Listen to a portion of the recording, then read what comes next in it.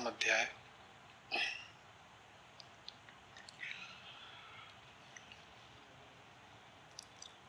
सार संक्षेप। प्रथम अध्याय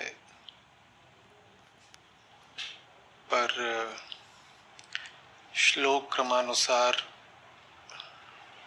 पूरी चर्चा और व्याख्या हम पहले कर चुके हैं। आज हम एक एक श्लोक को अलग अलग न लेकर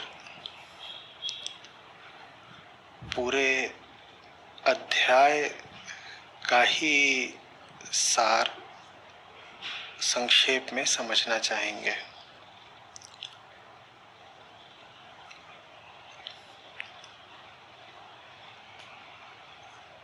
जरा ऊपर से देखेंगे, विहंगम दृष्टि से। बात ही पूरी क्या है?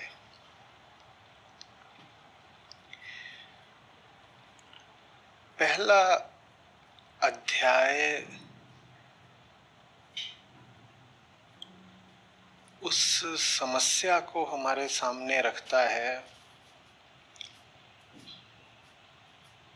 जिसको फिर श्री कृष्ण आने वाले 17 अध्यायों में 17 विधि सुलझाते हैं।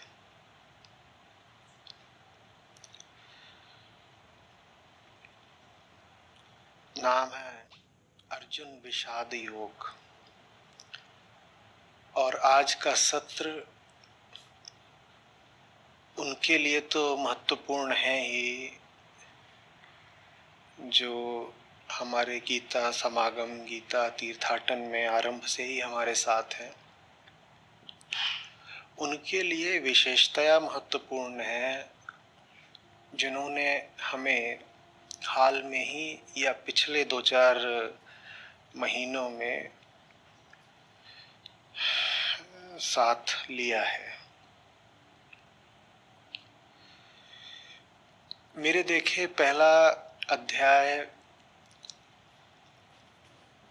4 हिस्सों में विभाजित हो सकता है,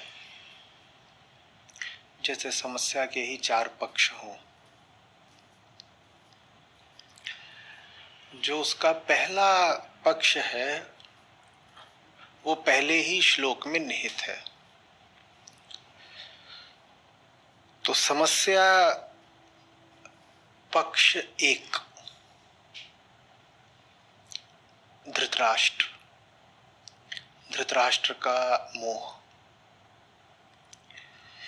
संयोग भर नहीं है कि श्रीमद् भगवद गीता की पहले प्रकरण की शुरुआत ही होती है धृतराष्ट्र के वचन से। और धृतराष्ट्र का पूरे गीता ग्रंथ को कुल योगदान यही है।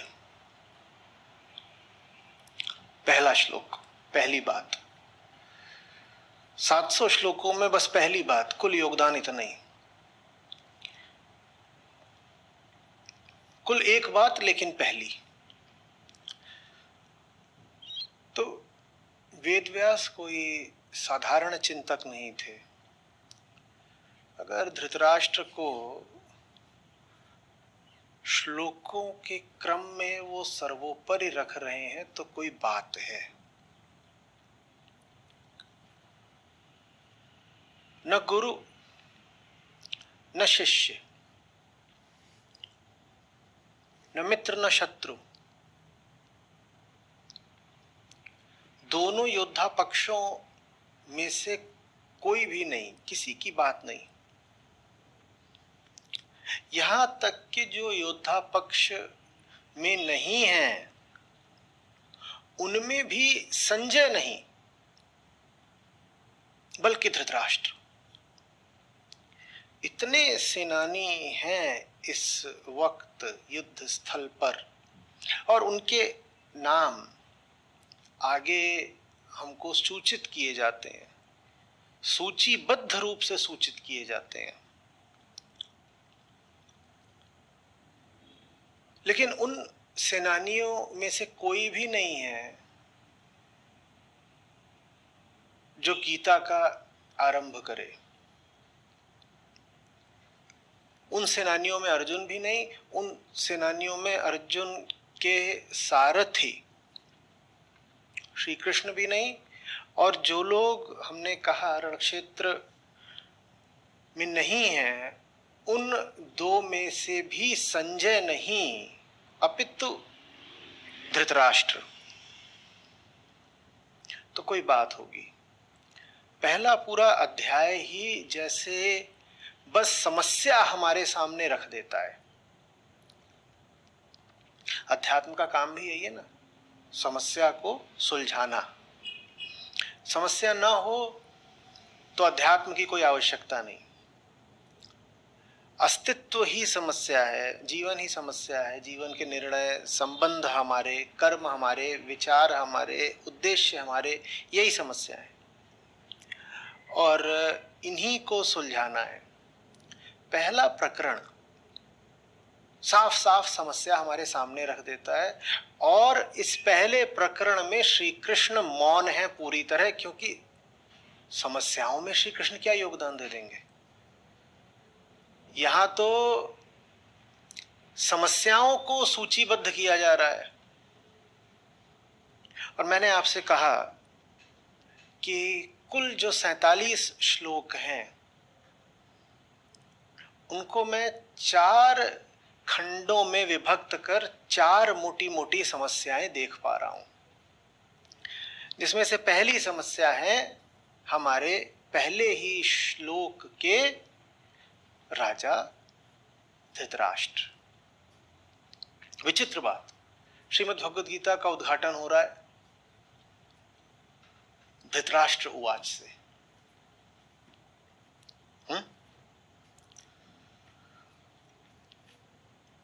और कामना अपनी प्रस्तुत कर रहे हैं। क्या कामना प्रस्तुत कर रहे हैं? पहला श्लोक है आपके सामने। हे संजय, अरे धर्म क्षेत्र कुरुक्षेत्र में बताओ मेरे पुत्रों और पांडवों ने क्या किया, क्या कर रहे हैं? वो एकत्रित हो गए हैं, क्या कर रहे हैं वो? यही जिज्ञासा है। जिज्ञासा इसको कहना उचित नहीं होगा। जिज्ञासा तो राजा जनक जैसों की होती है। मेरे लिए ये बड़े आनंद की बात है कि इन्हीं दिनों समानांतर मुझे श्री अष्टावक्र गीता पर बोलने का सौभाग्य मिल रहा है। और जब यहाँ मैं बात करता हूँ पहले श्लोक की, तो मुझे अष्टावक्र गीता का भी पहला श्लोक याद आ जाता है। अभी मुश्किल से 20 दिन नहीं हुए होंगे मैंने उस पर चर्चा करी थी। तो अभी मैंने कह दिया था धृतराष्ट्र की जिज्ञासा से शुरू हो रहा है पहला अध्याय। नहीं नहीं नहीं, जिज्ञासा जैसा शब्द तो जनक जैसों के लिए आरक्षित है, वहां जिज्ञासा है। और वहां क्या जिज्ञासा है? अष्टावक्र गीता में पहला ही श्लोक क्या है? मुक्ति कैसे मिले, सत्य कैसे मिले, ज्ञान कैसे मिले। ये जनक है। तो इस तरह हम प्रवेश करते हैं अष्टावक्र गीता में, जहां पे वो समस्या सामने रख देते हैं कि भाई मेरी कुल समस्या ये है, और उन्हें बहुत ज्यादा फिर समस्या बतानी नहीं पड़ती है।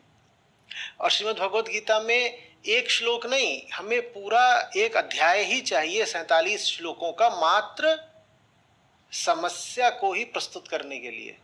और अष्टावक्र गीता में एक श्लोक में समस्या सामने रख दी गई है। क्या है वहां समस्या? सत्य कैसे मिले, मुक्ति कैसे मिले, अज्ञान कैसे मिले, यह समस्या वहां बता दी गई है। और यहां पर क्या समस्या है? बताओ बताओ क्या हुआ? हे संजय, आमने सामने एकत्रित होकर बताओ बताओ मेरे पुत्रों और पांडवों ने क्या किया।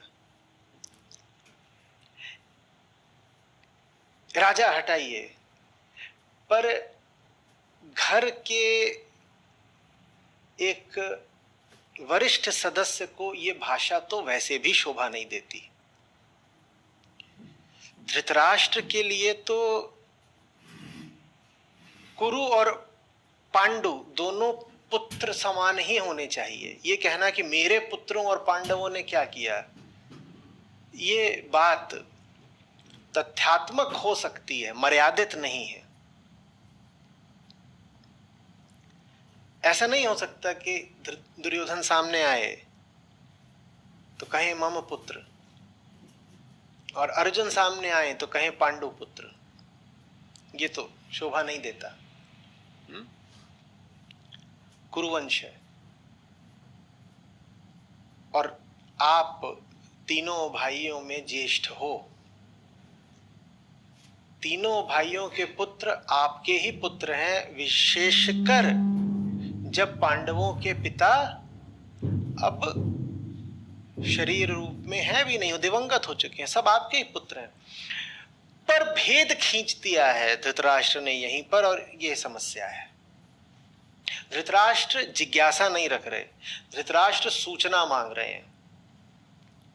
धृतराष्ट्र जो खूनी खेल खेलने जा रहे हैं उसका सीधा प्रसारण मांग रहे हैं।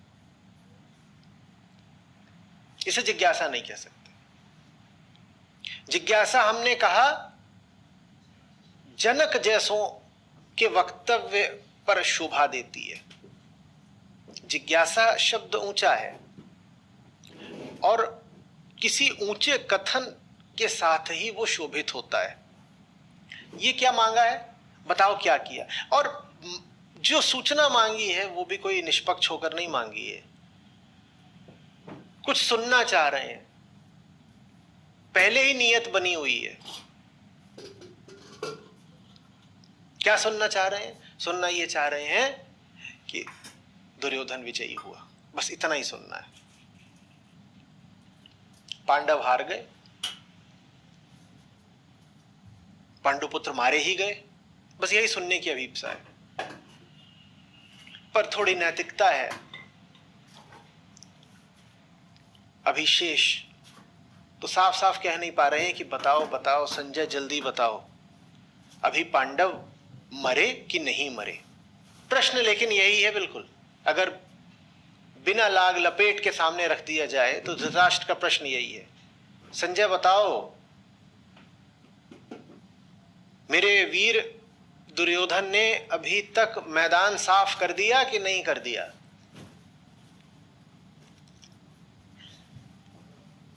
पांडवों की देह अभी तक उन्हीं के रक्त से लथपथ हुई कि नहीं हुई? यहां से शुरुआत होती है। तो देखिए यहां भी एक कामना है और अष्टावक्र गीता में भी एक कामना है। वहां कामना है कि मुक्ति चाहिए, बोध चाहिए, और यहां क्या कामना है? यहां कामना है कि राज्य हो, सिंहासन हो, पुत्र मोह सफल हो। धर्म जैसी कोई बात नहीं, सत्यता जैसी कोई बात नहीं। एक बहुत ही निचले तल की कामना है जिसमें विचार तक सम्मिलित नहीं है, वृत्ति मात्र का खेल है। कौन सी वृत्ति? मोह वृत्ति, मम वृत्ति, पितृवृत्ति। मेरा है ना, मेरा है। और ये वृत्ति तो पशुओं में भी पाई जाती है। इसलिए अब आप समझिए कि क्यों श्री कृष्ण का काम अष्टावक्र ऋषि से बहुत ज्यादा कठिन है। अष्टावक्र ऋषि को किसी ऐसे को ऊपर खींचना है जो पहले ही बहुत ऊपर है। वो एक बहुत ऊंचे तल पर बैठ करके जिज्ञासा कर रहा है। कौन? राजा जनक। जो उठा हुआ है उसे और उठाना कोई बहुत मुश्किल नहीं हो सकता, साधारण बुद्धि की बात है। लेकिन यहां जो बात शुरू हो रही है वो बात लगभग पशुता के तल से शुरू हो रही है। मेरा पुत्र है तो उसको जीतना ही चाहिए। लाशें गिरे तो गिरे, अधर्म हो तो हो, पर मेरा पितृ मोह तो रहेगा। वहां पर एक विद्वान को उठाना है मुक्त के तल तक। राजा जनक विद्वान तो आरंभ से ही हैं, उनको बस मुक्ति तक ले जाना है, बहुत कठिन नहीं। और यहां तो पशु को मुक्ति तक ले जाना है। इसलिए अष्टावक्र गीता में आरंभ से ही जो बात है बड़े ऊंचे तल की है। आप भगवत गीता का पहला अध्याय लें और अष्टावक्र गीता का पहला प्रकरण लें तो आप कहेंगे भगवत गीता का पहला पूरा अध्याय बीत गया, अभी ज्ञान चर्चा तो हुई भी नहीं किंचित। और अष्टावक्र गीता का पहला अध्याय ले लें, पहला प्रकरण उधर, तो आप पाएंगे कि दूसरे श्लोक से ही, पहले श्लोक में जिज्ञासा और दूसरे श्लोक से ही ज्ञान वर्षा आरंभ। और दूसरा ही श्लोक किसी भी मामले में किसी भी आर्ष वचन से कमतर नहीं। और दूसरे से जब आप छठे, सातवें, आठवें, 10वें पहुंचते हैं तो बोध वर्षा। समझने वालों के लिए जैसे पहला प्रकरण ही पर्याप्त हो जाए। पहले प्रकरण में ही ऐसी बात बोल देते हैं अष्टावक्र जो आखिरी है बिल्कुल। और उसके बाद क्या होता है, पहले प्रकरण के बाद आप पाते हैं कि फिर उसके बाद जनक और अष्टावक्र की जुगलबंदी होती है, क्योंकि जनक पहले ही प्रकरण के मध्य लगभग ऋषि अष्टावक्र के स्तर तक आ गए हैं। उसके बाद दोनों के मध्य क्या चलती है, जुगलबंदी। जुगलबंदी समझते हैं ना? कि हाँ, कि जैसे बांसुरी है और तबला है, वो फिर दोनों का जो सम्मिलित संगीत है वो और सुंदर हुआ जा रहा है।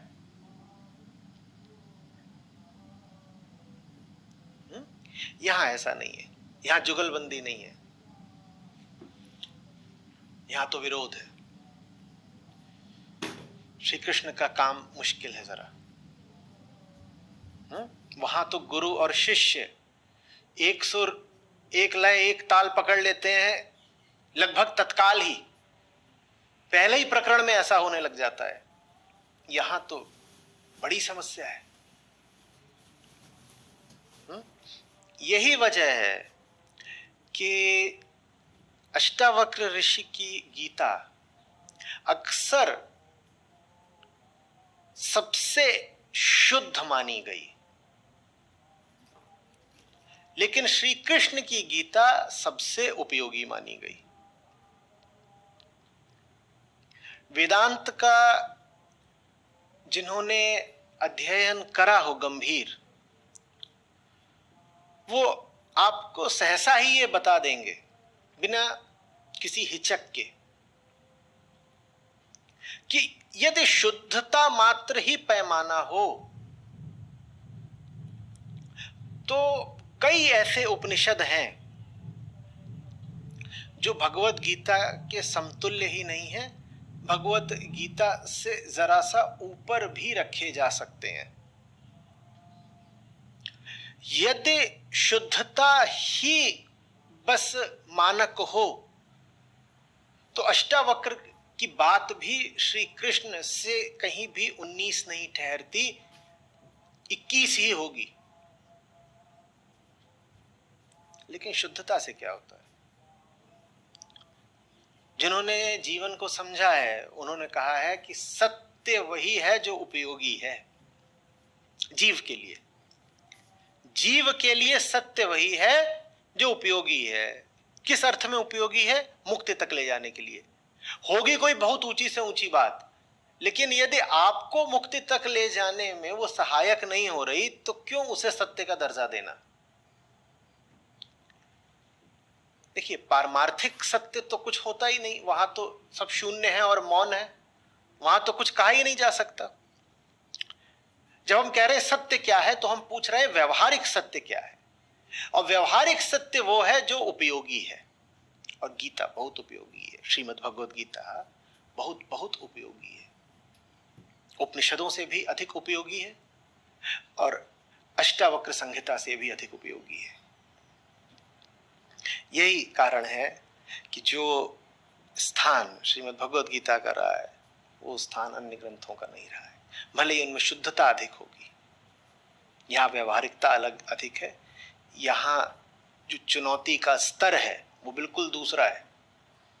श्री कृष्ण के सामने जनक जैसा ज्ञानी अनुयायी नहीं है। उनका वास्ता कैसों से पड़ रहा है ये हमें पहले ही प्रकरण में यहां स्पष्ट हुआ जा रहा है। तो धृतराष्ट्र समस्या के 4 हिस्सों में से पहला हिस्सा मोह, पितृमोह।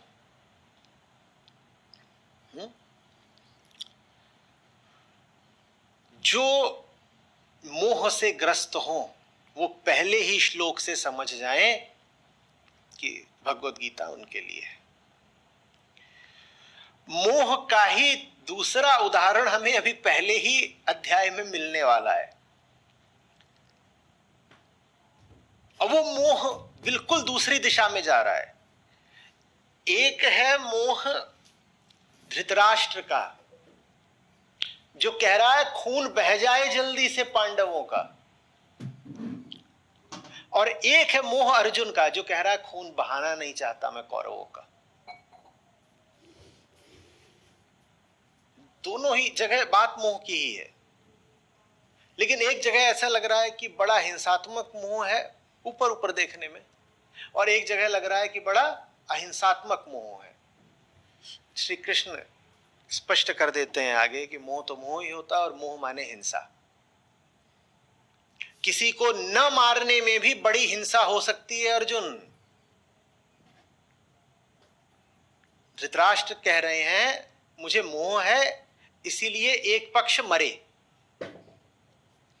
अर्जुन कह रहे हैं मुझे मोह है इसलिए कोई ना मरे, और श्री कृष्ण कह रहे हैं हिंसा दोनों जगह है। इस पर हम अभी आगे आएंगे। समस्या के दूसरे पक्ष पर अब हम आते हैं। जो दूसरा पक्ष है वो है दुर्योधन का भय, और दुर्योधन का भय हमें दिखाई देता है 47 श्लोकों में, दूसरे श्लोक से लेकर के 19वें श्लोक तक।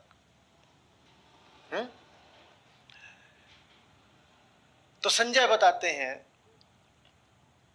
आरंभिक धृतराष्ट्र के प्रश्न के उपरांत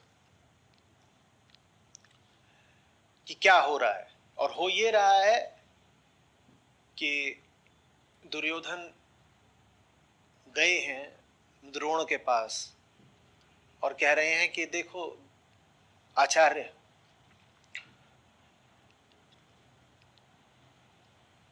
पांडवों की विशाल सेना को देखो। और ये थोड़ी सी विचित्र बात है,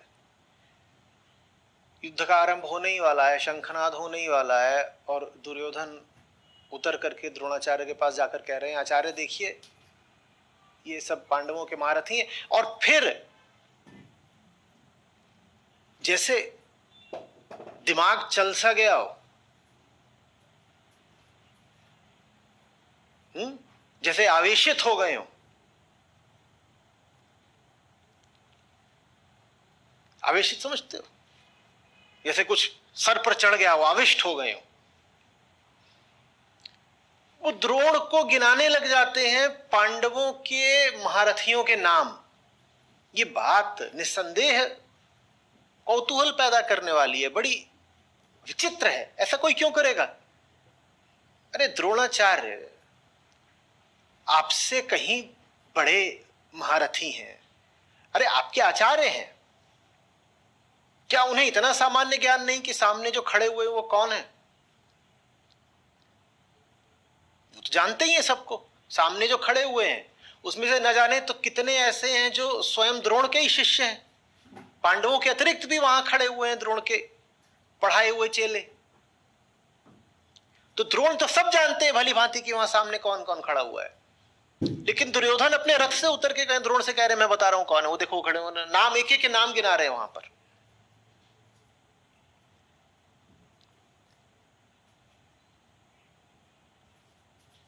और फिर कहते अब मैं बताता हूं कि हमारी ओर कौन खड़े हैं, और मैं आपको गिनती से बताता हूं।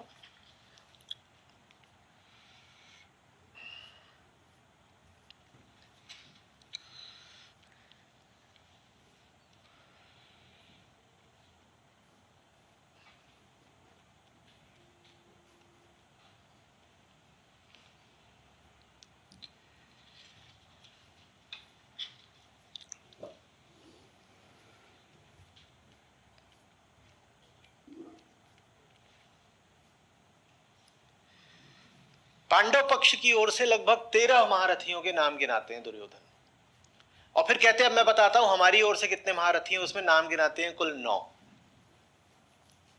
जबकि तथ्य यह है कि पांडवों की सेना महारथियों की संख्या के मामले में भी और कुल बल के मामले में भी कौरवों से काफी छोटी थी। लेकिन दुर्योधन ने वहां जाकर के जितने अपने महारथियों के नाम गिनाए उससे 1.5 नाम गिना दिए पांडवों की तरफ से। इतना ही नहीं है, फिर आगे कहते हैं कि उधर वो जो भीम की सेना है वो पर्याप्त है, और इधर जो भीष्मदेव द्वारा नेतृत्व की जा रही हमारी सेना है वो अपर्याप्त है। ठीक यही शब्द हैं दुर्योधन के। पितामह भीष्म के द्वारा रक्षित हमारा सैन्य बल अपर्याप्त है, और उधर भीम के द्वारा रक्षित पांडवों की सेना पर्याप्त है। और अभी एक भी तीर चला नहीं है, अभी तो शंखनाद भी नहीं हुआ है, और ये अवस्था है दुर्योधन की। और इसके बाद द्रोण को सलाह देते हैं दुर्योधन कि ऐसा करते हैं, फिर चूंकि हमारा बल अपर्याप्त ही है, हम कमजोर पक्ष हैं, और कमजोर नहीं है आप, आपकी सेना हर तरीके से पांडवों की सेना से मैंने कहा ड्योढ़ी है, पर हो उल्टा रहा है। जमीनी तथ्य यह है कि आपके पास महारथी भी और सैन्य बल भी पांडवों से बहुत ज्यादा ड्योढ़ा है लगभग, और लेकिन आपको ऐसा लग रहा है मानसिक तौर पर कि उनका सैन्य बल आपसे ड्योढ़ा है। तो आपके डर ने आपकी तथ्य परकता को बिल्कुल विकृत कर दिया है। समझ में आ रही बात? उधर जितना बल है आपको वो अपनी कल्पना में दूना दिखाई पड़ रहा है, या ऐसे कह दीजिए आपका जितना बल है आपकी कल्पना में वो आपको आधा दिखाई पड़ रहा है। समझ में आ रही बात? ये तो हम ऐसा करते हैं आचार्य द्रोण कि हम सब मिलकर के भीष्मदेव की रक्षा करते हैं। अब भीष्म कौन है? भीष्म वो है जो यदि इच्छा कर ले तो सामने जितना पांडुबल है सब धराशायी हो जाए, और इच्छा मृत्यु का वरदान पाए हुए हैं। ठीक, इच्छा मृत्यु के वरदान का यही अर्थ है कि इतने धुरंधर थे कि उनकी इच्छा के विरुद्ध उन्हें परास्त करना लगभग असंभव था। वो तभी गिर सकते थे जब वो कह देते कि अब मुझे तो गिरना ही है। ऐसे अजेय थे भीष्म। जो भीष्म ऐसे अजेय हैं उनको लेकर के दुर्योधन द्रोण को मशवरा दे रहे हैं कि चलो हम सब मिलकर के इन्हीं को बचाते हैं। जो तुम्हारा अजेय सेनापति है तुम कह रहे हो कि हम उसको बचाते हैं। शुरू से ही इतनी दयनीय मानसिक स्थिति। और क्यों है इतनी दयनीय मानसिक स्थिति? क्योंकि दुर्योधन को पता है कि वो अधर्म के पक्ष में है। ये सब कुछ श्लोक क्रमांक 2 से 19 के बीच में हो रहा है। और दुर्योधन जब ये सब बोल लेते हैं तो उसके बाद वर्णित है कि दोनों पक्ष शंखनाद करते हैं। तो पांचजन्य शंख है कृष्ण का, देवदत्त शंख है अर्जुन का, और संजय कहते हैं वो भीम जो भयंकर कर्म करते हैं, उन्होंने अपना पौंड्र नामक शंख बड़ी ही भीषण ध्वनि से बजाया, और शंख बजे उस तरफ भी, कौरवों की तरफ भी, लेकिन हृदय विदीर्ण हो गए कौरव पक्ष के ही मात्र। संजय नहीं बताते हैं कि पांडवों में भय का संचार हो गया कौरव पक्ष की तुमुल ध्वनि से, ऐसा कुछ नहीं। लेकिन जब इधर से शंख बजते हैं तो दुर्योधन इत्यादि जो पहले ही घबराए हुए थे वो और घबरा जाते हैं। ऐसा जबरदस्त शंखनाद, बाप रे, आगे क्या होगा। जबकि सत्य यह है कि शंखों की संख्या भी कौरव पक्ष में ही ज्यादा थी। और सत्य यह भी है कि दुर्योधन जहां खड़े हुए थे वहां कौरव पक्ष के ही शंख ज्यादा जोर से सुनाई दिए होंगे। पांडव तो दूर है, उनके शंख की ध्वनि तो आप तक पहुंचते पहुंचते जरा मंद हो जाएगी। आपको सुनाई भी देगा शंखों का नाद, तो अपने पक्ष का सुनाई देगा ना। पर मेरे ख्याल से 19वां ही श्लोक है जहां उस भयंकर शब्द ने आकाश और पृथ्वी को प्रतिध्वनित करते हुए धृतराष्ट्र पुत्रों के हृदयों को विदीर्ण कर दिया। धृतराष्ट्र पुत्र, एक सूत्र होता है बहुत सीधा सीधा अध्यात्म में, विशेषकर अद्वैत वेदांत में, जहां से शुरुआत करोगे वहीं पहुंचोगे। जो अपने आप को मानते हो वो मानते हुए जो भी कर्म करोगे वो तुम्हारी मान्यता को ही और पुख्ता कर देगा। दोहरा रहा हूं, जो अपने आप को मानते हो वो मानते हुए ही तुम जो कुछ करोगे वो तुम्हारी मान्यता को ही और सुदृढ़ कर देगा। तुम्हारे शुरुआत में ही अंत है, जहां से शुरू कर रहे हो वहीं अंत हो जाएगा। जो बने हुए हो वो बने रहकर जो कुछ भी करोगे वो तुम्हारे बने होने को ही और सुनिश्चित कर देगा और ठोस कर देगा। तो दुर्योधन की शुरुआत ही हो रही है, समस्त कौरव पक्ष की शुरुआत ही हो रही है डर से। और वो डर आ रहा है क्योंकि उनको पता है कि धर्म की तरफ नहीं खड़े हैं। हार इसी समय निश्चित हो गई है। शत्रु आपसे छोटा है, शत्रु निश्चित ही आपसे कमजोर भी है। 10-12 साल जंगल में भटक कर आ रहा है शत्रु, 1 साल का अज्ञातवास झेल कर आ रहा है शत्रु, न जाने कितनी विपदाओं में पड़ा हुआ था। क्या उसके पास धन बल है, क्या सैन्य बल है, बताइए तो। और सैन्य बल भी धन बल से आता है। हस्तिनापुर इतने वर्षों तक किसके हस्तगत था? कौरवों के। तो राज्यकोष किसके पास था? कौरवों के पास है। सारी सेना किसके पास है? सब धुरंधर महारथी किसके पास है? कौरवों के पास है। सब कुछ उनके पास है, धर्म उनके पास नहीं है, कृष्ण उनके साथ नहीं है। तो डर बहुत लग रहा है। जो कुछ भी होता है सत्य से, आत्मा से, कृष्ण से वियुक्त होने पर, छिटके होने पर, अलग होने पर, उस सब की गणना हो जा रही है इस पहले अध्याय में। तो एक हमने देख लिया धृतराष्ट्र को, जो अपने मोह को पकड़े हैं और धर्म से बहुत दूर है। अब दूसरे हमको दिखाई दे रहे हैं, उन्हीं धृतराष्ट्र के पुत्र लोग, दुर्योधन, ये भी किसको पकड़े हुए हैं? हाँ, अपने हठ को पकड़े हैं, अपने लोभ को पकड़े हैं, कृष्ण से दूर है। समझ में आ रही है बात? आपके भीतर कुछ है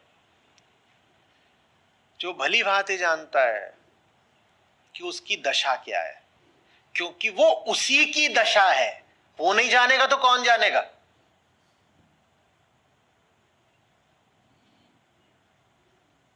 जिसको लगती है, दर्द तो उसी को होता है ना। आपके भीतर कोई बैठा है जिसे लगी हुई है, वो जानता है उसे लगी हुई है, उसे रोज रोज अपनी दयनीय अवस्था का अनुभव हो रहा है, उसे पता है वो गलत है। अब उसके पास दो विकल्प होते हैं।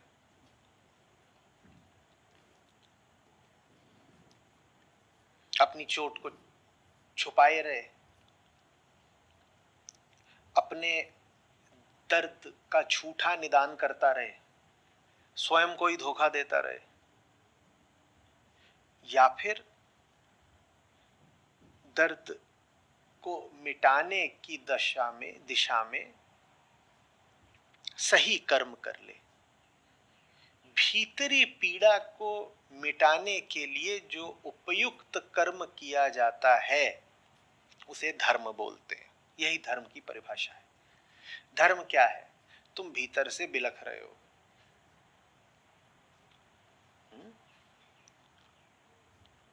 जो कुछ तुम्हें शांति दे दे वो धर्म है। तुम्हारी अवस्था मात्र रुग्ण नहीं है, तुम्हारा केंद्र ही रुग्ण है। तुम एक स्वस्थ व्यक्ति नहीं हो जो अकस्मात बीमार पड़ गया है।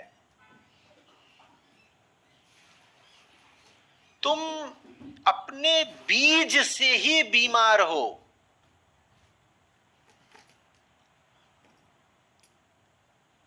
तुम्हारा केंद्र, तुम्हारा स्रोत, तुम्हारी हस्ती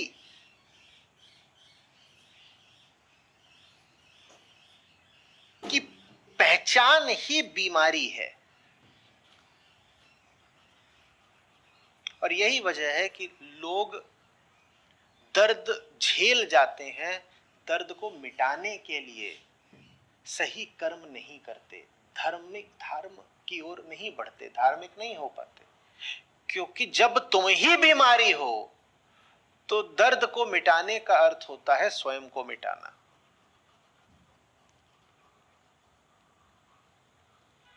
बीमारी है भीतर, इससे बहुत कम लोग इनकार करेंगे। ये स्वीकार कर लेने में कोई बड़ा खतरा नहीं हो जाता कि बीमारी है, बल्कि सहानुभूति भी मिल जाती है ना। मैं बहुत परेशान रहता हूं, ठीक, बहुत चिंता है, मैं भीतर से कई टुकड़ों में बटा हुआ हूं, मैं बहुत डर जाता हूं। ये सब हम बोल देते हैं और इसमें हमें कोई समस्या नहीं आती। तो बीमारी है भीतर, ये तो सभी स्वीकार कर लेते हैं, यहां तक कोई दिक्कत नहीं है। लेकिन जब आप बोलते हो ना बीमारी है भीतर, तो साथ में आप एक बड़ा आत्मविश्वास पूर्ण भाव रखते हो। वो ये है कि वो बीमारी एक आती जाती घटना है, अकस्मात घटित एक संयोग भर है। वो बीमारी मुझे लग गई है कहीं बाहर से, जैसे कोई वायरस, कोई बैक्टीरिया, कुछ आ गया है बाहर से, बहता हुआ हवाओं में, कीटाणु, जीवाणु, विषाणु कुछ लग गया है, बाहरी बात है। वो बाहरी चीज नहीं होगी अगर बीमारी वाली, तो मैं तो स्वस्थ ही हूं, मैं तो स्वस्थ ही हूं। तो जैसे आपको किसी को ये बताने में कोई लज्जा नहीं आती कि आपको जुकाम है, ठीक उसी तरह आपको किसी को ये बताने में कोई लज्जा नहीं आती कि आपको भय है, कि लोभ है, कि चिंता है, नहीं आती ना, क्योंकि दोनों में भाव एक ही रहता है। कुछ हो गया है ऐसा जो बाहरी है, जिसमें मेरा कोई योगदान नहीं, ये संयोग की बात है। बाहरी कोई घटना घटी, मुझे प्रभावित कर गई है, बाहर से कोई विषाणु आया, मुझे बीमार कर गया है, तो इसमें लाज क्या। वही बात हम अंदरूनी बीमारियों के लिए भी लगा लेते हैं। कुछ हो गया होगा मेरे साथ जिसकी वजह से मैं इतना हीन जीवन जीता हूं, इतना क्षुद्र रहता हूं, इतना संकुचित रहता हूं, इतना डरा हुआ रहता हूं, इतनी अश्रद्धा में जीता हूं, यकीन नहीं कर पाता। कुछ हो गया होगा मेरे साथ, तो फिर हम कह देते हैं हाँ अभी ऐसा चल रहा है, अभी आज थोड़ा तनाव है। नहीं, बाहर की बीमारी संयोग होती है, भीतर की बीमारी चुनाव होती है। आपके साथ कुछ हो नहीं गया है, आपने कुछ गलत होने का चुनाव कर लिया है, वो चुनाव आपने ही करा है। और गलत चुनाव करने का अर्थ है चुनाव करने वाला ही बीमार है ना। अगर कोई विक्षिप्त होने का चुनाव करे तो चुनाव के क्षण में भी क्या रहा होगा, नहीं तो विक्षिप्त होने का चुनाव क्यों करता। रोगी होने का चुनाव ही बताता है कि आप रोगी होने से पहले भी, विक्षिप्त होने का चुनाव ही बताता है कि आप विक्षिप्त होने से पहले भी। ऐसा नहीं कि कुछ हो गया, आप गलत हो, इसलिए हम अपना दर्द झेले रहते हैं।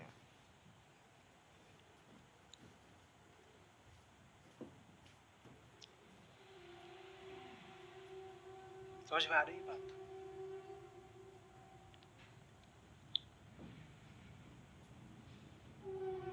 दुर्योधन का आ गया सामने, उससे पहले दुर्योधन के पिता का आ गया सामने। अब आते हैं दुर्योधन के भाई पर। यहां पर हमें समस्या के दो पक्ष दिखाई देंगे। जो अर्जुन की बात है, 21वें श्लोक से लेकर 39वें श्लोक तक जो पक्ष हमारे सामने आएगा उसको मैं नाम दे रहा हूं विचार और वृत्ति। और फिर 40वें श्लोक से 47वें श्लोक तक जो समस्या का पक्ष हमारे सामने आएगा उसको मैं नाम दे रहा हूं संस्कृति और अध्यात्म। क्या होता है 20वें श्लोक में? 20वें श्लोक में अर्जुन एक ऐसी बात कहते हैं जो कि आमतौर पर कभी कोई योद्धा नहीं कहता। कहते हैं, हे मधुसूदन, मुझे ले चलो दोनों सेनाओं के मध्य।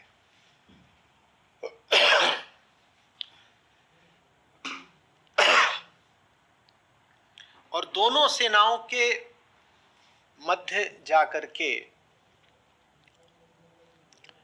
वो देखते हैं कि वहां कौरवों की तरफ कौन कौन है। तो वहां उनको दिखाई देते हैं कि उनके भाई हैं, उनके पुत्र हैं। कहते हैं कि मातुल भी उधर ही हैं, मामा, आचार्य हैं, मित्र हैं, भ्राता तो हमने कहा ही कि हैं, और न जाने कितने सगे संबंधी हैं। शायद ही उधर कोई ऐसा चेहरा था जिसको अर्जुन पहले से ही न जानते हो। तब जनसंख्या बहुत ज्यादा तो थी नहीं, बड़े राज्य भी ऐसा नहीं कि 500-700 थे, कुछ दर्जन भर राज्य थे उस समय पर। और उनमें से अधिकांश राज्य एक दूसरे से संबंधित थे विवाह आदि के माध्यम से। एक राज्य की बेटी का विवाह दूसरे राज्य के राजकुमार से हो गया। और आमतौर पे विवाह वगैरह आपसी स्तर देखकर राजकुमार और राजकुमारियों के ही होते थे आपस में। तो सब एक दूसरे से कहीं ना कहीं जुड़े हुए थे, तार खींचे हुए हैं, सब एक दूसरे को जानते हैं। अर्जुन ये भी कहते हैं कि उधर तो मेरे ससुर लोग भी हैं, उनको भी मारना है। समझ में आ रही बात? कोई ऐसा नहीं है जो किसी न किसी तरीके से दूसरे से संबंधित ना हो।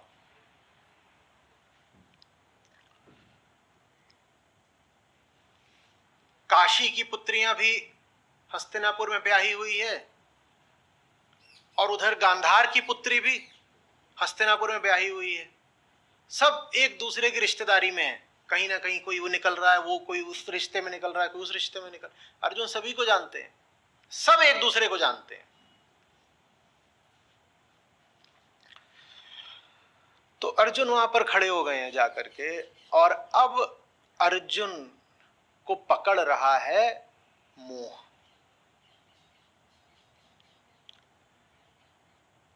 और जो चीज अर्जुन को युद्ध के मैदान पर लेकर के आई थी वो थी कि राज्य तुम्हारा है, तुम्हें राज्य पाना चाहिए। युद्ध राज्य के लिए हो रहा है। हम बिल्कुल कह सकते हैं कि युद्ध खोए हुए आत्मसम्मान को पाने के लिए हो रहा है, युद्ध पांचाली के अपमान का बदला लेने के लिए हो रहा है। लेकिन जब पांडव अज्ञातवास से वापस आए तब कोई द्वेष ना हुआ होता, विवाद ना हुआ होता, दुर्योधन ने सीधे कह दिया होता कि ले लो तुम कुछ, आधा ले लो, आधा नहीं तो चौथाई ही ले लो, कुछ ले लो। तो पांडव सहर्ष अपने कष्ट को भी भूल जाते और दुर्योधन के तमाम षड्यंत्रों को भी क्षमा कर देते और पांचाली के अपमान को भी एक तरफ रख देते। कहते ठीक है, शांतिपूर्वक जो मिल रहा है ले लेते हैं, गुजारा करते हैं। उनकी तरफ वैसे भी श्री कृष्ण थे और श्री कृष्ण का पहला प्रयास तो शांति की दिशा में ही था। तो जो चीज प्रमुखतया अर्जुन को लेकर के आई है युद्ध भूमि में, वो है क्षत्रिय धर्म का निर्वाह। कि क्षत्रिय हो तो राज्य तो होना ही चाहिए ना तुम्हारे पास। और यही वजह है कि आगे चल करके हम पाते हैं दूसरे अध्याय में, तीसरे अध्याय में, आगे कई जगह पर, कि कृष्ण ये कभी नहीं कहते कि तुमने और तुम्हारे भाइयों ने इतना कष्ट सहा, उस कष्ट का हिसाब बराबर करने के लिए लड़ो अर्जुन। ये भी नहीं कहते कि तुम्हारी भार्या का ऐसा भरे दरबार में अपमान हुआ था, उसकी स्मृति को मिटाने के लिए लड़ो अर्जुन। ये सब कुछ नहीं कहते कृष्ण। कृष्ण हाँ इतना जरूर कहते हैं दबाव देकर 2-3 बार कि क्षत्रिय हो तुम इसलिए लड़ो, पर वो विधि कारगर होती नहीं है। अब वजह उसकी समझेंगे। मैंने कहा ये जो तीसरा पक्ष है इसको मैं नाम दे रहा हूं विचार और वृत्ति। मोह वृत्ति है। क्षत्रिय होना मनुष्य की कृति है, तो वो विचार से निकला है। बच्चा पैदा हो, आप उसको ना बताएं कि उसका वर्ण क्या है, उसको कभी नहीं पता चलेगा। लेकिन बच्चा पैदा हुआ है, उसे आप कुछ ना बताएं तो भी मोह उसमें रहेगा। बच्चे का जन्म होता है, उसे आप कुछ ना बताएं उसके वर्ण के बारे में तो उसे कुछ नहीं पता लगेगा। क्षत्रिय को आप ब्राह्मण की तरह दीक्षित कर दीजिए, उसका काम चलता रहेगा। आप बिल्कुल तर्क कर सकते हैं कि साहब कुछ तो उनमें जैविक भेद होते हैं वगैरह वगैरह, डीएनए अलग होता है। पहली बात तो इतना होता नहीं, और अगर होता भी है तो वो सब भेद बहुत न्यून होते हैं। लेकिन अंतर नहीं पड़ता कि आप किस वर्ण के हैं, किस लिंग के हैं, किस देश के हैं, किस आयु के हैं, मोह तो सभी में विद्यमान होता है। और मोह की वृत्ति को कर्तव्य का विचार नहीं परास्त कर सकता। इसमें सीख है आप सबके लिए। अर्जुन यहां कहना शुरू कर देते हैं, अरे नहीं, मुझे तो युद्ध करना ही नहीं है, जिनके लिए जिया जाता है उनको मार करके मुझे क्या मिल जाएगा। दुर्योधन तो मूर्ख है और पापी है, वो धर्म धर्म नहीं समझता, लेकिन श्री कृष्ण, हम लोग तो समझदार है ना, हम क्यों इनका रक्त बहाएंगे। और दुर्योधन को न मारने के पक्ष में, युद्ध न करने के पक्ष में अर्जुन जितने तर्क दे सकते हैं सब दे डालते हैं। वृत्ति, कौन सी वृत्ति? मोह की वृत्ति क्षत्रियत्व के विचार पर भारी पड़ रही है। समझ में आ रही है बात? मन के ये तीन तल हैं। सबसे निचला तल है और सबसे स्थूल तल है विचार का,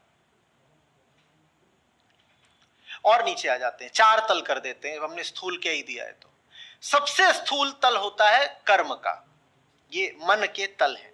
सबसे स्थूल तल होता है कर्म का, उसके ऊपर आता है विचार, उसके ऊपर आती है वृत्ति, और सबसे ऊपर है आत्मा। ये सब मन के ही तल है। ये मन के तल है। सूत्र ये है, नियम बता देता हूं, पकड़ लीजिएगा, किसी भी तल को उससे नीचे के तल से नहीं जीता जा सकता। कर्म पर विचार भारी पड़ेगा। आपके विचार यदि उल्टे पुल्टे हैं तो आप कुछ भी कर्म कर लीजिए, विचार नहीं सुधरने वाले। कर्म को विचार से जीता जा सकता। विचार पर वृत्ति भारी पड़ेगी, कर्म पर क्या भारी पड़ेगा?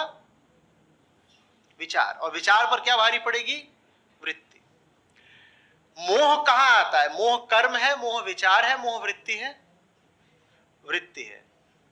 वृत्ति को मात्र आत्मा के द्वारा ही जीता जा सकता है। चूंकि श्री कृष्ण के सामने यहां पर समस्या मोह की है, उसमें भय भी सम्मिलित हो सकता है। कुछ विद्वानों ने, कुछ भाष्यकारों ने कहा है कि अर्जुन की समस्या मोह मात्र की नहीं है। इतनी विशाल सामने देख करके सेना, क्योंकि वहां सामने जो सेना थी कौरवों की बहुत बड़ी थी, उतनी विशाल सामने देखकर सेना, अर्जुन भय से भी कुछ विचलित हुए होंगे।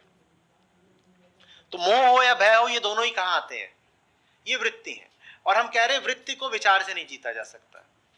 ठीक वैसे जैसे विचार को कर्म से नहीं जीता जा सकता, वृत्ति को विचार से नहीं जीत सकते। वृत्ति नहीं बदलेगी, तुम कितना विचार कर लो। अगर तुम सोच रहे हो मैं विचार कर करके वृत्ति बदल लूंगा, तो वृत्ति नहीं बदलेगी। और विचार नहीं बदलेंगे, तुम बाहर कितने कितने कर्म कर लो, वो कर्म तुम 100 विधि के प्रदर्शित कर लो पूरी दुनिया को और स्वयं को, लेकिन उससे विचार नहीं बदलेंगे। आपने देखा है कि आप कैसे उल्टे पुल्टे विचार रखते हुए भी मर्यादित और स्वीकार्य कर्म समाज को प्रदर्शित कर लेते हो। आपके मन में किसी के प्रति बड़ी घृणा और हिंसा हो सकती है, लेकिन आप उसके सामने बैठकर नमस्कार कर सकते हो, आप मुस्कुरा भी सकते हो। वचन भी कर्म होते हैं। आप मुख से कह सकते हो कि साहब आप तो बहुत अच्छे आदमी हैं और हम चाहते हैं आपका कल्याण हो, ये सब कह सकते हो ना। और विचार भीतर कैसे हैं? अब मुझे बताओ, तुम्हारे मन में किसी के प्रति द्वेष घृणा के विचार हैं, क्या यह संभव है कि तुम उससे मीठी बातें करने लगो तुम्हारे विचार बदल जाए? क्या यह संभव है कि तुम उसे गले लगाने का कर्म कर लो तो तुम्हारे विचार बदल जाए? नहीं। विचार बदले तो कर्म बदले, वो ठीक है। विचार बदलने से कर्म बदल गया तो ठीक है, पर विचार जैसे थे वैसे ही पड़े हुए हैं, तुम कर्म बदल दोगे तो विचार नहीं बदल जाएगा। हालांकि ये बात बड़ी आकर्षक लगती है। मन सोचता है कि प्रयोग करके देखिए ले, क्या पता कर्म बदलने से विचार बदल जाता हो। नहीं बदलेगा, प्रयास आप कितने भी करें होगा नहीं सफल। इसी तरीके से विचार वृत्ति को नहीं बदल पाता। क्षत्रिय धर्म पर मोह भारी पड़ेगा। क्योंकि हमने कहा क्षत्रिय होना क्या है? क्षत्रिय होना क्या है? मानव द्वारा कृत वर्ण व्यवस्था, यही है ना। हमने वर्ण व्यवस्था निर्मित करी, क्योंकि सत्य तो मात्र आत्मा है और प्रकृति में वर्ण व्यवस्था पाई नहीं जाती, तो निश्चित रूप से वर्ण व्यवस्था मनुष्य द्वारा ही रचित है। ठीक, प्रकृति में माने जड़ प्रकृति में तो वर्ण व्यवस्था पाई नहीं जाती, और आत्मा में भी कोई वर्ण नहीं होता, तो वर्ण व्यवस्था कहां से आई होगी? वो मनुष्य के विचार से ही आई। फिर ये विचार मोह की वृत्ति को नहीं हटा पाएगा। सीख क्या है आपके लिए? आप अपने आप को अपने कर्तव्यों का कितना भी ध्यान दिला लो, जीतेगी आपकी वृत्ति ही।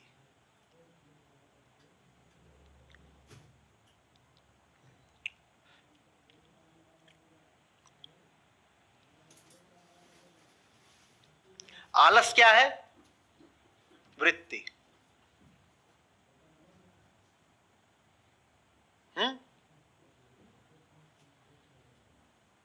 और आपके सामने आपका कोई कर्तव्य रखा हुआ है, आलस जीतेगा, कर्तव्य हारेगा। क्योंकि कर्तव्य मौलिक नहीं होता ना। कर्तव्य तो आपको किसी ने बताया है, कर्तव्य तो आपको किसी ने बताया कि ये तुम्हारा कर्तव्य है, तुम्हें करना चाहिए। आलस कर्तव्य से कहीं ज्यादा मौलिक है, एकदम मौलिक नहीं है। एकदम मौलिक तो मात्र आत्मा होती है, पर कर्तव्य की अपेक्षा आलस ज्यादा मौलिक है, तो आलस जीत जाएगा, कर्तव्य हारता है। इसीलिए कर्तव्य रोज हारता है, आलस रोज जीतता है। इसलिए नहीं कि आप बेईमान हैं या व्यभिचारी हैं, इसलिए क्योंकि आप मन की बनावट को नहीं समझते, मन के नियमों को नहीं जानते। आलस को हराने के लिए अपने आप को आप बार बार अपने कर्तव्य का स्मरण भी कराएं तो भी आप हार जाएंगे। आलस या भय या मोह ये कैसे हारते हैं? ये हारते हैं मात्र आत्मा के द्वारा, क्योंकि वृत्ति से ऊपर एकमात्र क्या है? आत्मा। अब समझ में आ रहा है कि पूरी गीता में आत्मा का उपदेश क्यों है? क्यों? क्योंकि समस्या किसकी है? मोह की। और मोह क्या है? वृत्ति। और वृत्ति को हराना है तो आत्मा चाहिए। इसलिए कृष्ण और नहीं कोई बात करते, ज्ञान की बात करते हैं, माने आत्मा की बात करते हैं।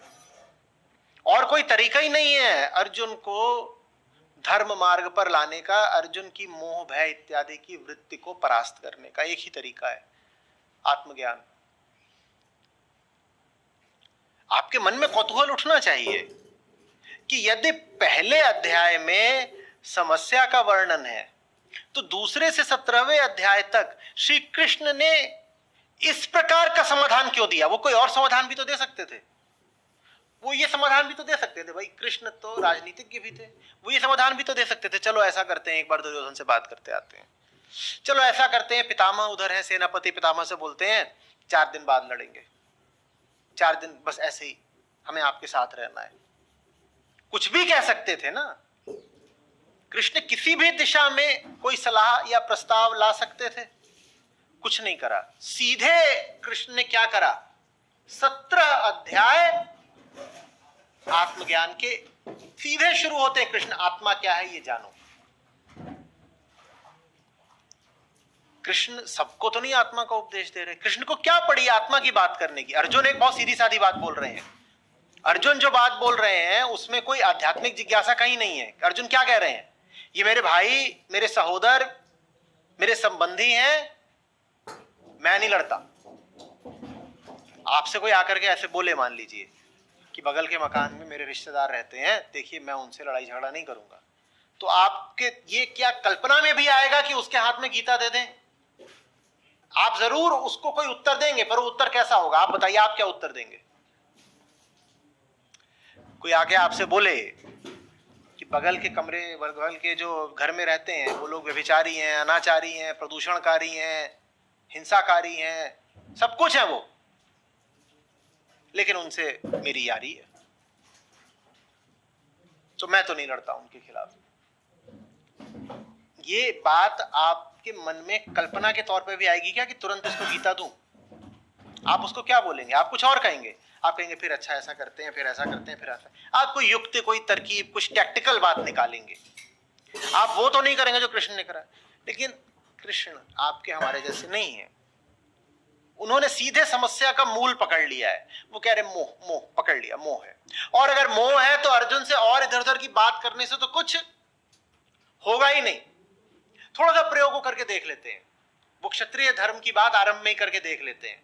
पर श्री कृष्ण को ही पता है कि जिसकी समस्या मोह हो उसे कर्तव्य याद दिलाना व्यर्थ ही जाना है। तो 2-4 दफे वो बस बोलते हैं कि क्षत्रिय क्षत्रिय ये वो, देखो दुनिया तुम पर हंसेगी, और क्षत्रिय को तो अपनी कीर्ति, अपना यश बहुत प्यारा होना चाहिए, तुम ये सब मत करो। उसके आगे बहुत प्रयास भी नहीं करते, कहते हैं छोड़ो, ये रास्ता बहुत दूर तक नहीं जाता। जो रास्ता दूर तक जाता है अब जरा उसको खोलते हैं। और फिर किस रास्ते को खोलते हैं? आत्मा के रास्ते को खोलते हैं। और फिर पूरी गीता बस यही आत्मा सत्य, आत्मा सत्य, आत्मा सत्य, और कुछ नहीं पूरी गीता में।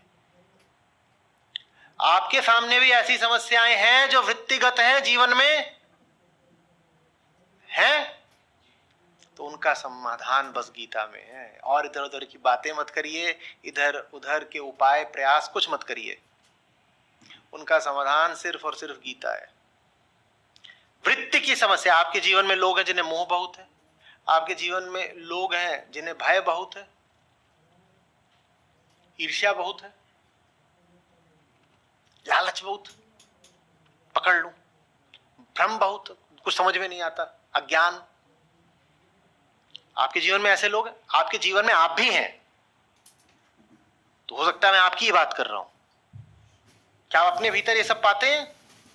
इनमें से आप यदि कुछ भी अपने भीतर पाते हैं तो अपने आप को बचाने के लिए कुछ भी और मत करिए। न मनोरंजन से आपका काम बनना है, न रुपए पैसे से, न प्रसिद्धि से, न अपने ऊपर और अनुशासन थोप करके, न अपने आप को हीन बना करके, लज्जित करके, ग्लानि भाव में डुबो करके। किसी चीज से आपका काम नहीं बनना है। अपने आप को दंड देकर भी काम नहीं बनना है। आप कहें मैं बुरा आदमी हूं, मुझ में लालच बहुत आ गया, या मुझ में आलस बहुत आ गया, मैंने फलाना काम नहीं किया, अब मैं अपने आप को दंडित करूंगा। कैसे दंडित करूंगा? 2 दिन काम नहीं करा था, आज रात भर करूंगा। या किसी और तरीके से मैंने जो नुकसान कर दिया मैं उसकी भरपाई करूंगा, मैं दंडित करूंगा। या मैं अपने ऊपर अब अतिरिक्त अनुशासन डालूंगा।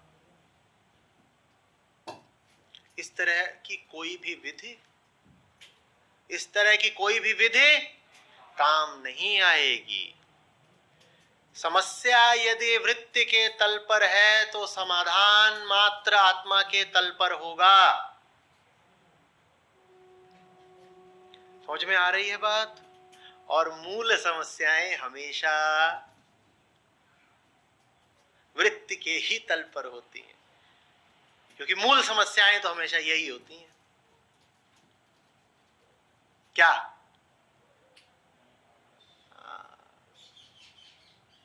मोह, भय, आलस, अज्ञान, प्रमाद, उन्माद।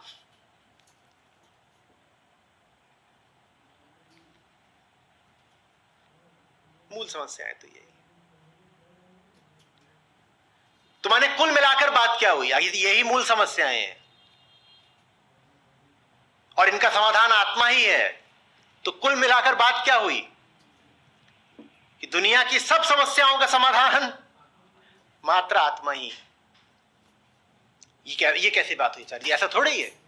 नहीं, आध्यात्मिक समस्याओं का समाधान हो जाता है, गीता से मान लिया। पर सब समस्याएं, माने ये जो इतना प्रदूषण है, या ये जो इतनी जनसंख्या बढ़ रही है, या इतना जो आतंकवाद है, या जो वैश्विक अशांति है, या अमीरी बढ़ती जा रही है गरीबी के बढ़ने के साथ साथ, दोनों के मध्य का फासला अनंत होता जा रहा है, ये सब जो समस्याएं हैं। कहीं पर अन्न इतना है कि फेंका जा रहा है समुद्र में, कई लोग भूखे मर रहे हैं। आप कह रहे हैं इनका समाधान गीता में है, मैं सीधे कह दूंगा इनका समाधान गीता में है, तो आप कहेंगे कि नहीं नहीं नहीं नहीं नहीं। भाई आप आज का ही अखबार उठा लीजिए, उसमें इतने तरह की समस्याएं लिखी हुई हैं। लिखी हैं कि नहीं लिखी हैं? उधर रूस यूक्रेन का कुछ चल रहा है, इधर धर्म के क्षेत्र में कुछ चल रहा है, जैनों के तीर्थ स्थल पर सरकार ने अनुमति दे रखी थी कि मनोरंजन के कार्यक्रम हो जाएंगे, वहां उपद्रव।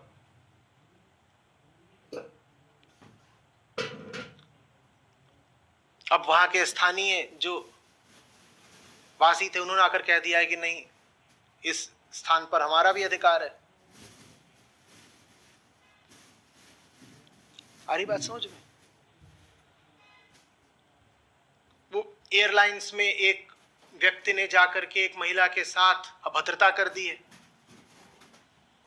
यही सब है था ना आज के अखबार में। और क्या आपने देखा है?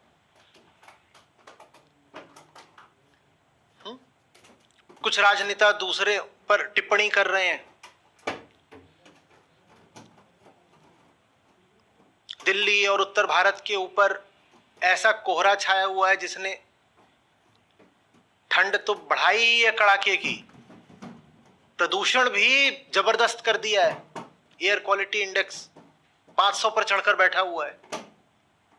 तो ये सब समस्याएं जब हम देखते हैं तो हमें बड़े जमीनी तल की लगती हैं और बड़ी विविध लगती हैं। मैं आपसे कहूं कि दिल्ली का AQI 500 है, तो आपके मन में यह बात तो नहीं आएगी कि इसका समाधान गीता है? क्या आती है? नहीं आती ना।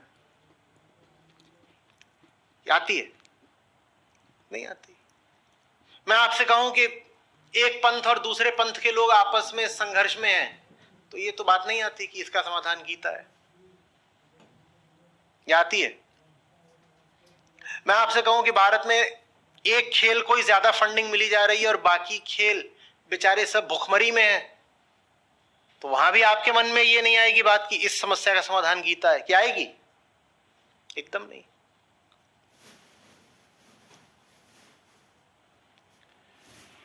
और कौन सी समस्याएं हैं जो अभी आजकल एकदम चढ़ी बैठी हैं दुनिया पर? चीन में कोविड फिर से नगाड़ा बजा रहा है अपना, और बाकी पूरी दुनिया एकदम आशंकित बैठी है, हमारा क्या होगा? और जब कोविड की बात होगी मैं कहूं कि देखिए साहब, समाधान तो यहां भी गीता है, तब तो आपको बिल्कुल अविश्वास हो जाएगा। आप कहेंगे कैसी बात कर रहे हो आप? कोविड की समस्या का समाधान गीता है? ये कैसी बात है?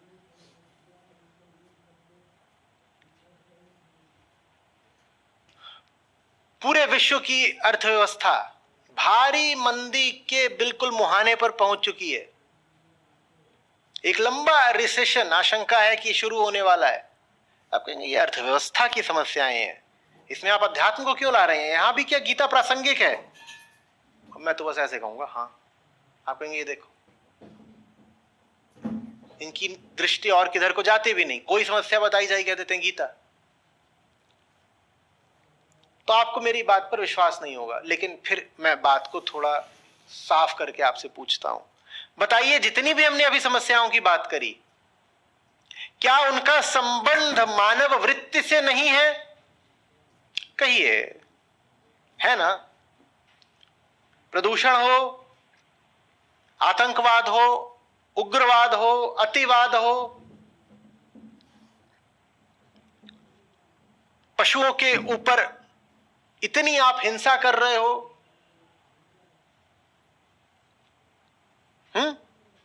आप कोई समस्या ले लीजिए, क्या उसका संबंध मानव वृत्ति से नहीं है? वृत्ति माने एक भीतरी झुकाव जो आप लेकर पैदा ही होते हैं, जो कि शिशुओं में भी पाया जाता है जैसे पशुओं में पाया जाता है। जो चीज आपको शिशु और पशु में एक समान मिल जाए उसको कहते हैं वृत्ति। शिशु के पास विचार नहीं होते अभी, पर फिर भी उसमें वृत्ति होती है ना। जैसे पशु के पास भी विचार नहीं होते, या होते भी हैं तो बड़े एकदम आरंभिक तल के, न्यून। पर वृत्ति होती है। शिशु और पशु में एक समान आप क्या पाते हो? मोह पाते हो, भय पाते हो, क्रोध पाते हो, कामनाएं भी पाते हो। अपने होने को बचाने का एक संकल्प पाते हो। अहम, मैं हूं, मेरा होना बना रहे, ये भाव पाते हो। इसे वृत्ति कहते हैं। ये बात अब देखिए कहां तक जा रही। माने हम कह रहे हैं दुनिया की जितनी समस्याएं हैं वो सब शिशु और पशु के तल की हैं। बड़ी बड़ी जो अंतरराष्ट्रीय राजनीतिक समस्याएं हैं, जहां हम अर्थव्यवस्था की भी बात करने लगते हैं, कहते हैं अरे इतने ट्रिलियन का ये चल रहा है, वो चल रहा है, इतने फलाने ट्रिलियन डॉलर, वो भी सारी बातें हैं शिशु और पशु के ही तल की। बस हम उनको ऐसी गंभीरता से लेते हैं, ऐसे तो बहुत बड़ी बात है। बहुत बड़ी बात नहीं है, उसके केंद्र में क्या बैठा हुआ है? लोभ। तो हो गई ना शिशु के तल की बात। कुत्ता हड्डी के पीछे भाग रहा है और एक राष्ट्र जीडीपी के पीछे भाग रहा है। अंतर बता दो, बोलो। दो कुत्ते लड़ पड़े क्योंकि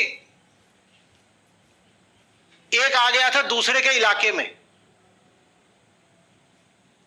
और इलाके को लेकर के बड़ी बहस है, खलबली मची हुई है। बड़ा अनिश्चय इलाका है किसका। अब रात गहरा रही है, आधी रात हो चुकी होगी, कोई भरोसा नहीं है अभी नीचे एक श्वान दल दूसरे से भिड़ ही जाए। और ये इसी मुद्दे पे उभिड़ते हैं, इलाका किसका है। ये इलाका, और रूस और यूक्रेन क्या कर रहे हैं? एक श्वान दल लगा हुआ है इलाका खींचने में, दूसरा कह रहा मैं ना दे रहा। शिशु और पशु, एक तरफ वाले को बोल दो शिशु है, दूसरी तरफ वाले को बोल दो पशु है, या दोनों को बोल दो। एक शिशु अ, एक शिशु ब।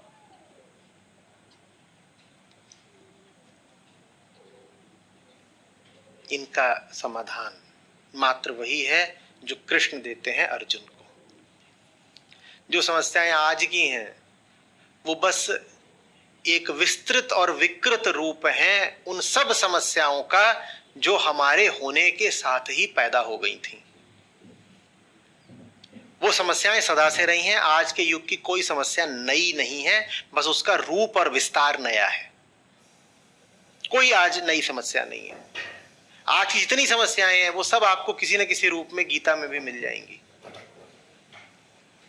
जब मैं दुर्गा सप्तशती पर श्लोक दर श्लोक बात कर रहा था तो मैंने कितनी बार और कितना जोर देकर के आपसे कहा था कि देखिए कि जब सब राक्षस मारे जाते हैं तो अंततः परिणाम क्या बताया जाता है?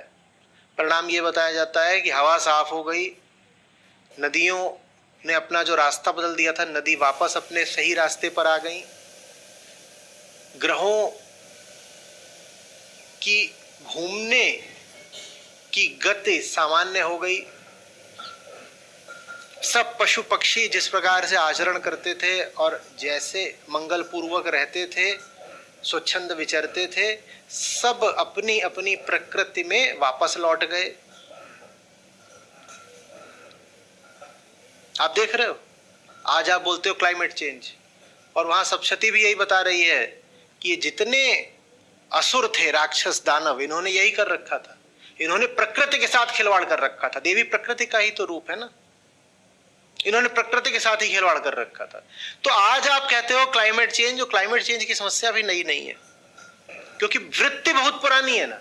आज की कोई समस्या नई नहीं है, क्योंकि आज की कोई वृत्ति नई नहीं है। इसलिए समाधान है गीता। इसलिए गीता सदा प्रासंगिक रहेगी। जितने धर्म हैं जिनको आप धर्म बोलते हो, आयोजित धर्म, संगठित धर्म, सब मिट जाने चाहिए, गीता शेष रहेगी। क्योंकि गीता का किसी विचारधारा से कोई संबंध नहीं है। गीता किसी आयोजन से, संगठन से, दल से, समुदाय से कोई संबंध नहीं है। गीता का प्रयोजन तो सत्य मात्र से है, और सत्य तो नहीं, न बदलता न मिटता। जैसे सत्य न बदलता है न मिटता है, गीता भी न बदलेगी न मिटेगी। समझ में आ रही बात? जब तक मानव मन रहेगा तब तक गीता की उपयोगिता भी रहेगी, प्रासंगिकता भी रहेगी। और जब मैं कह रहा हूं गीता, तो उससे मेरा आशय है समूचा वेदांत।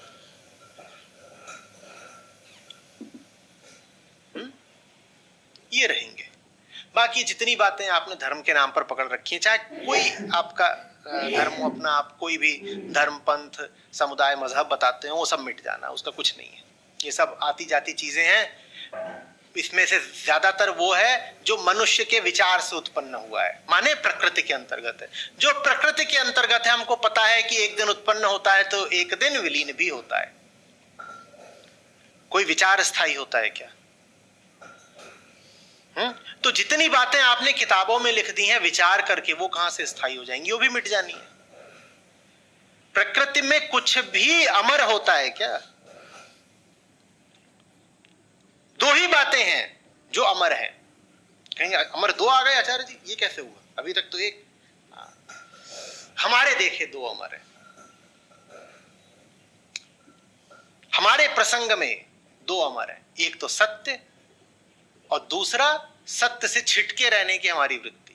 तो जब तक हम हैं तो दो अमर हैं, क्योंकि हम तो हैं ही, और हम तो सत्य से दूजे हैं, पराए हैं। तो एक तो हम हो गए, और हम माने ये शरीर भर नहीं, हम माने अहम वृत्ति जो तब से चली आ रही है। तो एक तो वो है जो चली आ रही है, मिट नहीं रही, और दूसरा सत्य है जो मिट सकता नहीं।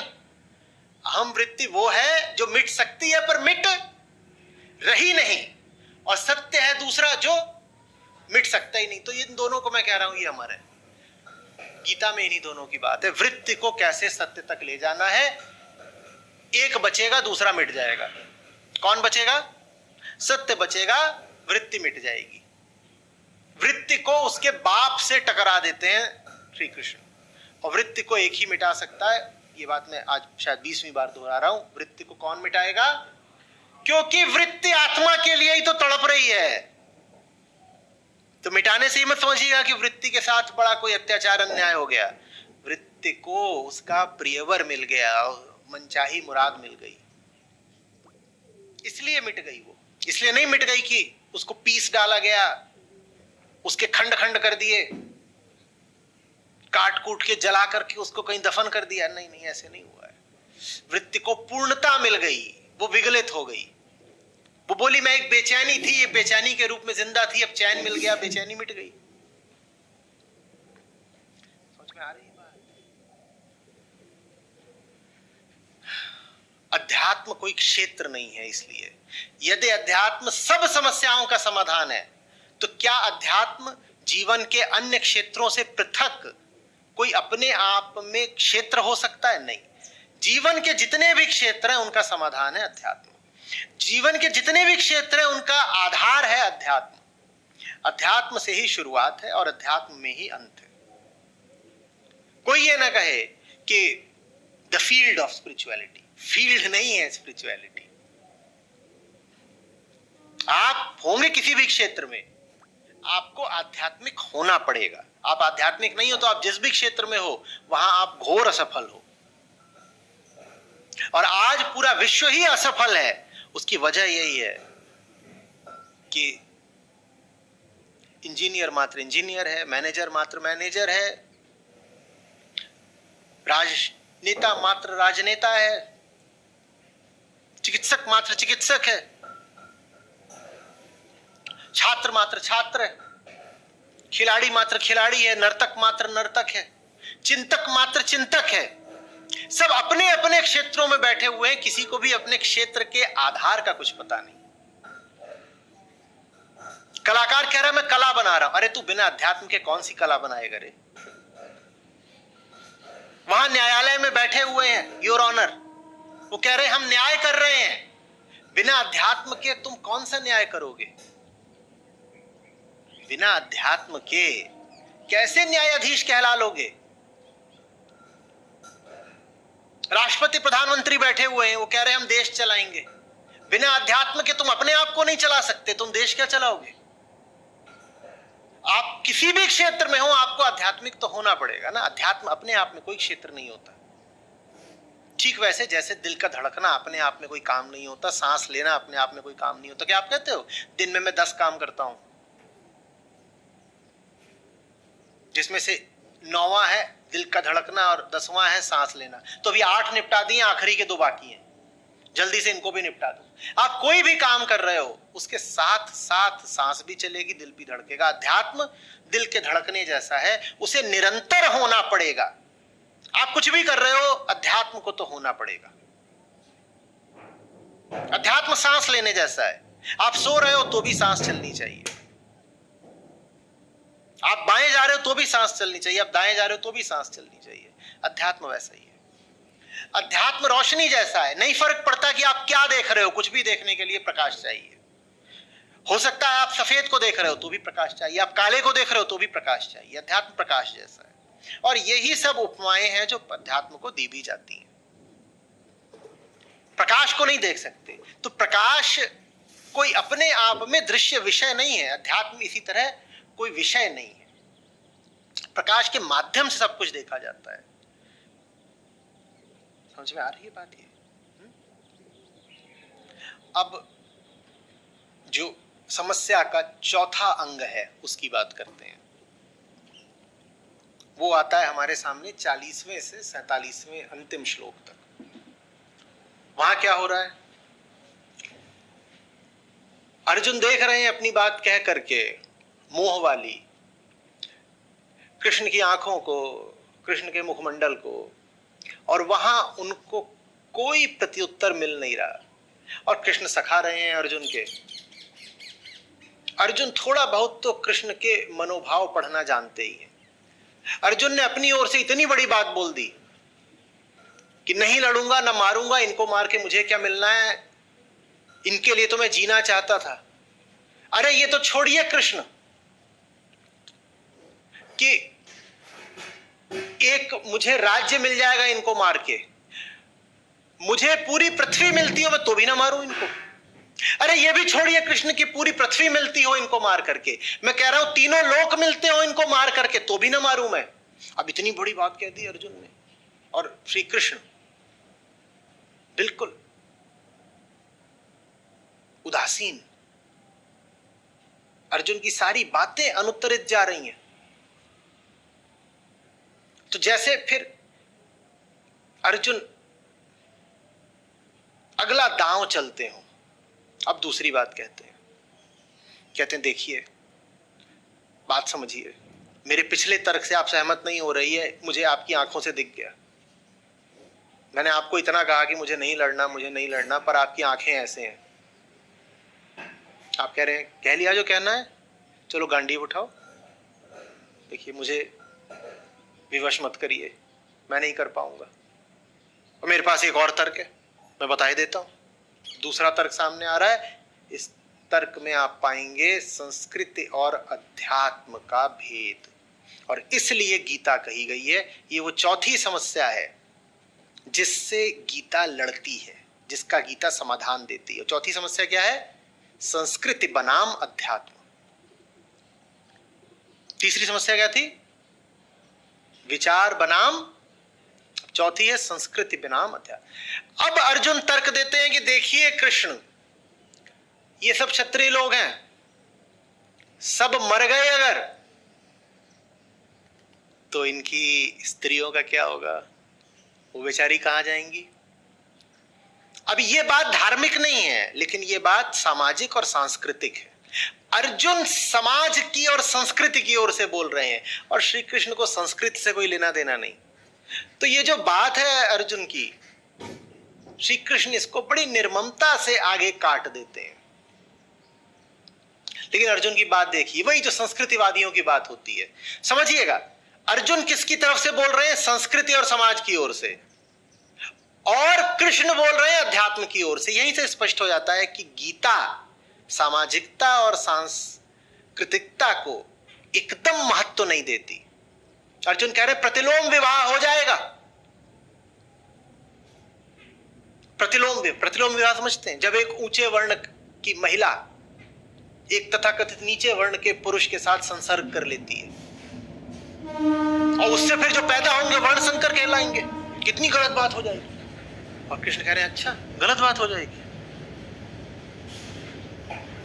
गलत बात हो जाएगी। एक महिला को किसी पुरुष से प्रेम है, वो उसके साथ आ गई, ये गलत बात हो जाएगी अर्जुन? सचमुच? अर्जुन कह रहे हैं नहीं, पर देखिए समाज के ठेकेदार तो ऐसे ही बोलते हैं ना, वर्ण व्यवस्था कायम रहनी चाहिए।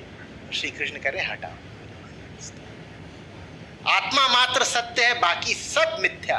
क्या तुम बात कर रहे हो? हालांकि आने वाले सूत्रों में कहीं कहीं पर श्री कृष्ण स्वयं वर्ण व्यवस्था की बात करते हैं, पर उस बात को गीता के समग्र संदर्भ में लेकर के देखना पड़ेगा। श्री कृष्ण खुद भी बता देते हैं कि ब्राह्मण माने होता क्या है वास्तव में। अब अर्जुन कह रहे देखो सारे क्षत्रिय मर गए तो महिलाएं बेचारी दुखी हो जाएंगी, फिर वो जाकर के इधर उधर वालों से विवाह कर लेंगी और फिर उनके बच्चे पैदा हो जाएंगे, वो वर्ण संकर होंगे। इतना ही नहीं, श्री कृष्ण और आगे, अर्जुन और आगे बढ़ जाते हैं। और इससे आपको पता चलेगा गीता किन ताकतों से लड़ रही है। अब अर्जुन जो बात कह रहे हैं गीता उस बात से लड़ रही है। अर्जुन कहते हैं पता है क्या होगा, ये जो वर्ण संकर लोग हैं ना, ये जब श्राद्ध करेंगे तो पितरों की जो जीवात्माएं भटक रही हैं ना, उनको पानी नहीं पहुंचेगा और वो बेचारे प्यासे घूमेंगे। और कृष्ण फिर ऐसे ही देख रहे हैं, अर्जुन क्या हो गया है? और अर्जुन वो सारी बातें कर रहे हैं जो आज भी करी जा रही हैं, और लोगों को समझ में नहीं आता कि गीता तुम्हारी इन्हीं बातों को काटने के लिए है। ये जो तुम पितरों की आत्माएं भटकने वगैरह की बात करते हो, वही बात तो यहाँ अर्जुन ने कर दी है। मैं श्लोक बता ही देता हूं आपको।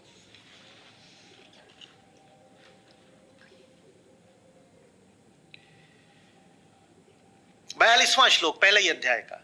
वर्ण संकर कुल नाशियों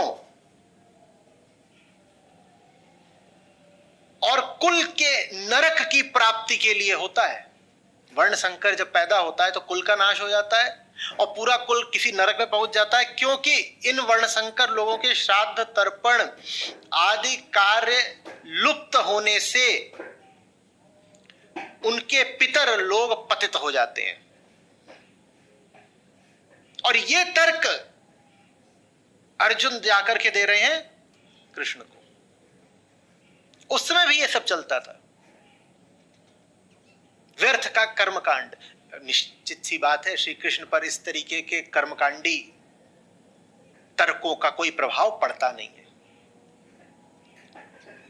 आम आदमी कैसे कह देता है कि मुझे गीता बड़ी पसंद है, मुझे समझ में नहीं आता। गीता हर उस चीज के विरुद्ध है जो तुम्हें बहुत पसंद है, तो तुम्हें गीता कैसे पसंद हो सकती है?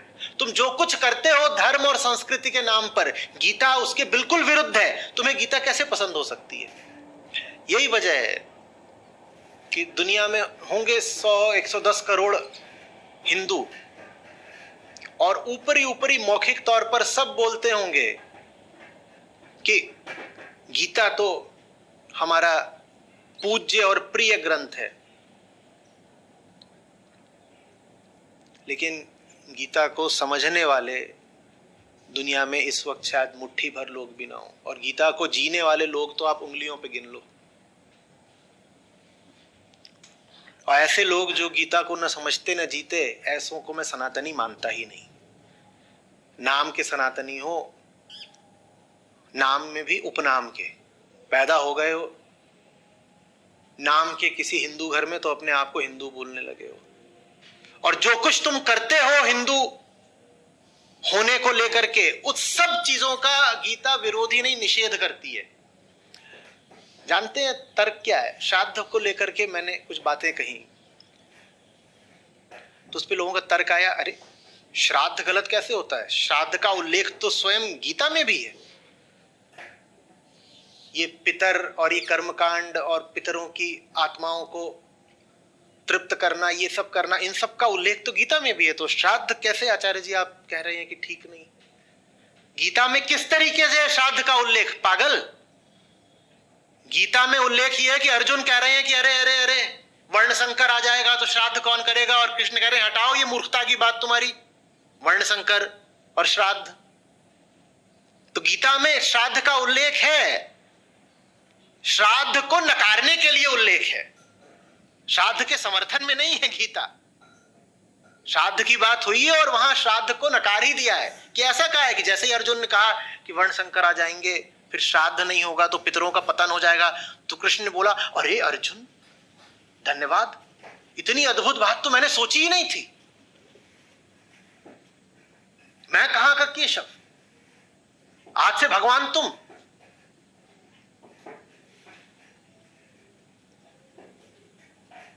लाओ जरा गांडीव मुझे दो और अब तुम हाको।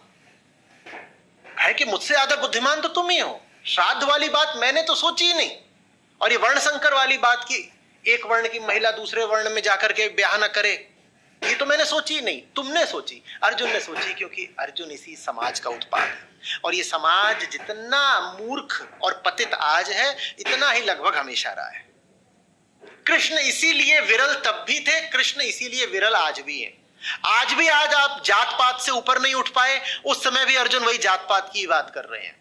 आज भी आप उथले कर्मकांड से अधिक धर्म को कुछ जानते नहीं, उस समय भी अर्जुन यही उथले कर्मकांड की बात कर रहे हैं। उस समय भी कोई कृष्ण चाहिए थे जो अर्जुन को बोले कि अर्जुन इन चक्करों में मत पड़ो, ये वर्ण और श्राद्ध और पितर और ये सब। आज भी कोई कृष्ण ही होता है जो आपको ये सब समझाता है, पर सुनना तो आपको है नहीं। संस्कृति बनाम अध्यात्म, गीता इन 4 चुनौतियों से लड़ रही है। समझ में आ रही है बात? गीता लड़ रही है आपकी वृत्ति से, गीता लड़ रही है आपकी संस्कृति से, और गीता लड़ रही है मोह से। इन 4 को इसीलिए आप 2 में समाहित कर सकते हो, वृत्ति बनाम विचार और संस्कृति बनाम अध्यात्म। क्योंकि जो पहली बातें जो दोनों थी धृतराष्ट्र और दुर्योधन की, वो तीसरी बात में आकर के समा जाती हैं। धृतराष्ट्र के पास क्या था? पुत्र मोह। दुर्योधन के पास क्या है? भय। और अर्जुन के पास क्या है? रक्त मोह या अतीत मोह या ममता। ये तीनों ही चीजें किसमें समा जाती हैं? वृत्ति में। तो जो हमने 4 बातें कही, उनको हम अंततः 2 कहे देते हैं। तो गीता हमें शुरू में ही बता देती है कि कौन सी समस्याएं हैं जिनको वो संबोधित करेगी। पहली समस्या होगी वृत्ति की, दूसरी संस्कृति की। तो अब से आपसे कोई पूछे कि गीता किस लिए है, तो कहिए गीता है भीतर से हमारी वृत्ति को चुनौती देने के लिए और बाहर से हमारी संस्कृति को चुनौती देने के लिए। और भीतरी वृत्ति ही बाहरी संस्कृति बन जाती है। आपसे कोई पूछे कि गीता क्यों बोली गई, तो क्या उत्तर देंगे आप? बिल्कुल लिख लीजिए, समझ लीजिए, पकड़ लीजिए। भीतर से गीता है हमारी वृत्ति को चुनौती देने के लिए, और बाहर गीता है हमारी संस्कृति को चुनौती देने के लिए। यह गीता का काम है। तो पहला अध्याय बिल्कुल स्पष्ट कर देता है कि ये रहा प्रॉब्लम स्टेटमेंट, समस्या का वक्तव्य अब ये रहा, और अब आगे आएगा समाधान। ठीक? आप बताइए क्या सवाल है?